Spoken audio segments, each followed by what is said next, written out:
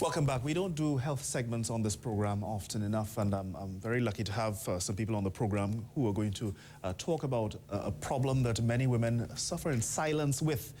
So two of the gentlemen on the program here I interviewed on a few occasions many years ago, but we have someone else here who's going to be giving a perspective of a woman who's actually suffered with this problem and achieved some kind of resolution through a procedure that we're going to be talking about. So let me introduce my guest. Closest to me is Dr. Nigel Hacking, who describes himself as an interventional radiologist. Good morning. Good morning, and good to see you again. Thank you. Also with us this morning, Sharon Devertai, a patient of one of the procedures, and Dr. Omar Khan. Welcome to all of you, and thank you very much for being here with us this morning. Thank you. So perhaps I should start with Dr. Hacking. Tell us about it's uterine is the word? Yes. Yeah. Uterine fibroid embolization. That's correct, yes. It's, I think, one of the most exciting developments in not only medicine, interventional radiology in the last decade, and now in the UK, Europe, and the USA, women with fibroids don't have to always have hysterectomy. They've got this other option now, embolization. Okay. And one of the reasons for sort of mentioning it is we're coming up to big numbers now here in Trinidad. We're close on 1,000 cases. So Trinidad is really leading the world in this part of the world in this procedure, but still women don't know about it. Dr. Khan, perhaps we should talk a bit about fibroids and how the many ways in which they can affect women. Well, bleeding and painful bleeding is a very terrible symptom that women suffer. Yeah. And the bleeding could be so severe and crippling that some of them virtually become housebound. They don't leave their homes and go outside because of the excessive bleeding. Right. And some of them could become anemic as well. Then, of course, the abdominal girth is very prominent, and so some of them can't really fit into their clothes. But I think the most crippling thing is the very heavy, painful periods which they suffer. There are also implications for women who are trying to have children as well. Well, indeed, yes. A number of them are virtually infertile as a result of this, because the sperms cannot really penetrate into the fallopian tubes to fertilize the eggs. Right. So a number of them. And I have to tell you that we've had some measure of success after the embolization in Trinidad and Tobago. A number of women have in fact become pregnant following the procedure, and they have been eternally grateful. I can imagine the number of women who have come to you who have tried numerous traditional remedies. Well, the fella tell me drink coconut water, the fella tell me take ginger root. So you have a bit of work to do to disabuse people of these mistaken notions of what constitutes a cure in this country. Yes, you know, we're full of taboos and tradition in this country, and as you said, you know, people would say that, you know, if you drink ginger tea, mom said so and so, all these kinds of things. But I think that you have to really get down to the nitty-gritty and give them the science of it. And what I would normally do is to sit down with a piece of paper, and I said, ma'am, look, these ginger tea and all these things don't really melt the fibroids away as your granny and people like that before have told you. The options that you basically have are as follows. One, you could go to the gynecologist and remove the fibroids individually, and that is a procedure that is called myomectomy. The other option, of course, is a hysterectomy, and a number of women really don't want to go that route. And then I explained to them, I said, but you know, there is this new method which is called fibroid embolization, and I'd show and explain to them the procedure, and some of them are quite amenable. Well, Dr. Hacking, I see you have something there that you're going to explain, but before we get to that, I want to get a perspective from Sharon Devertai on the kind of impact that fibroids had on your life. Oh, I was one of the housebound people. One time, as soon as my monthlies came, that time, I wouldn't leave my house for the 5 days or the 8 days because it was so heavy. And I suffered like that for many years. for many years, for more like 20 years. And yeah, it was terrible. And I became anemic. My blood count wouldn't go past 7. And to live a healthy life, it has to be 12. All right, 12 to 15. And when I got into doctor's office, Dr. Khan's office, in the end, because all gynecologists kept telling me was hysterectomy, hysterectomy. I was too young for that. I didn't want to do that. What age were they telling you a hysterectomy? I'm talking, I suffered with this more than 20 years. I'm not talk age and thing now, but you know. But he said hysterectomy. How could I do that? You know. And then when I eventually met a gynecologist here in Trinidad, Dr. Johnny Wu, he told me about this. Right. And it was like, okay, when I now have an option, I can do this. This is not going to take anything out of me, you know. And so I went with that. And by the end of that stage, when I made up my mind I was going to do it, and I got into Dr. Khan's office, my blood count was 0.75. And he did, as soon as he saw I took him the results of a blood test that I had done, he didn't even talk to me. He kept staring at me in my face, picked up the phone, called Dr. Hacking and said, make room, this woman is coming in tomorrow. And it was a rush thing that I had to do, because he said she would die. And because that was his exact words. He said, she can't go on anymore. And I went in the following day, which was traumatic for my kids and for everybody, because I hadn't prepared for this. And I went in and that was it.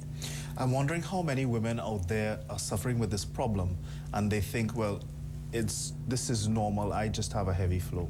You know, when I did an article in the Express, maybe last year before, and I've had so many people talk to me about it.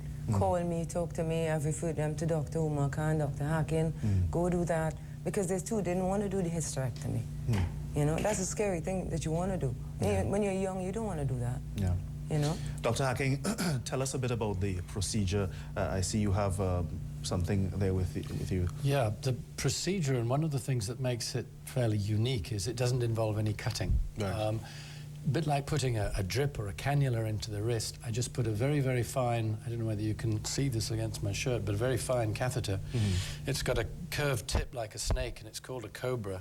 And by twisting this end, I can steer it into the uterine arteries, left and right, and put in some gelatin sponge, or occasionally we use little plastic beads, and they just block off the blood vessels to the fibroids.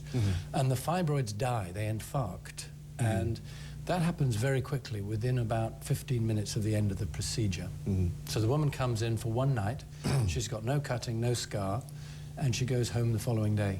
And one of the things that's made it so popular with all the women is she can be back to work in a week or two. So if you're a woman with a busy life, either at home with children or at work, or in the corporate world, you don't have to take the weeks and weeks, sometimes months off that you have after conventional surgery. Now, don't get me wrong, I'm not sort of trying to slate conventional surgery, but I think what we want to do is just offer informed choices. And the informed is the important thing. Just let people know that this works. The science has all been worked out now over the last 10 or 15 years, all around the world, including Trinidad. What about recurrence of fibroids? Well, they always say after myomectomy, that's the cutting out of the fibroids. If you've got one fibroid and you cut it out, it's not going to come back. But if you've got, say, 10 or 15, they just can't cut them all out. So the ones that are left behind will come back. So after myomectomy, you've got high recurrences, say 50%, sometimes more. After this, it's around about 10 or 15% will come back. And that rate is going down as we get better and better at killing off all the fibroids. We've learned over the last decade.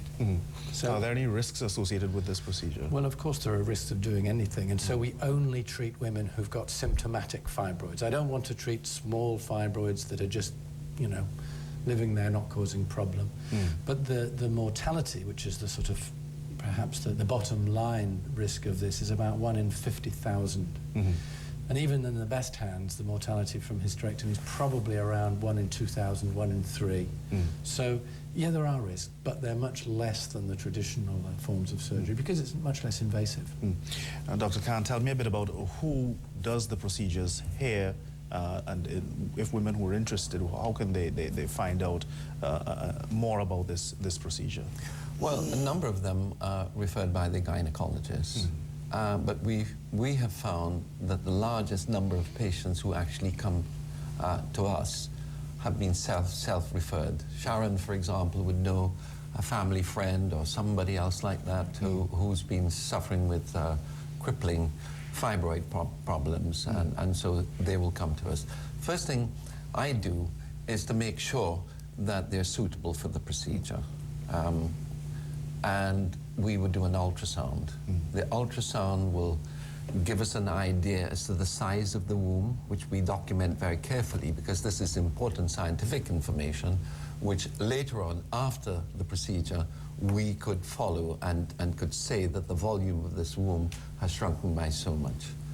We look at the number of fibroids, exactly where they are, and we measure those as well. We know that fibroids that grow outside of the womb don't know nearly so well as the ones inside. The important thing is that a woman may think that she has fibroids, and her doctor may think like that, but when you actually come to do the ultrasound, that's only when you will actually find out. And in a number of situations, the women would have had large ovarian cysts or something of that nature. So we document these very, very carefully, and Dr. Hacking, of course, that information we relate to him, and he comes to the country every 3 to 4 months, and so we accumulate a number of cases for him because it's not really worth his while to come all the way from the UK here unless we have a certain quantum. I'll have to tell you also, Paolo, that we do have a number of patients who come from the other islands, from Grenada, from Barbados, Jamaica. We've even had patients that come from Germany. So here is something for health tourism. Is there a procedure that that a woman might have done that would preclude her from having this procedure done? Not really. Occasionally, if a woman has had a myomectomy in the past and it's been a very difficult operation, the gynecologist has had to tie off the arteries to the uterus to prevent catastrophic blood loss. Now, I can get around if they've tied off one artery, I'll embolize the other one. But if they've tied off both, that makes it more difficult. But to be honest, I've not really seen that. It's more the fact that where the fibroids are, sometimes we'll say, no, you talked about risk. The risk of doing the fibroid there is perhaps too great.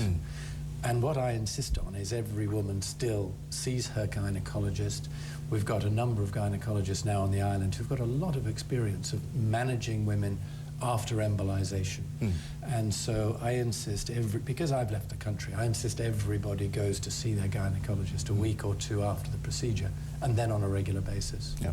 I want to give Sharon the last word. What would you say to women out there who think that they're suffering with this problem?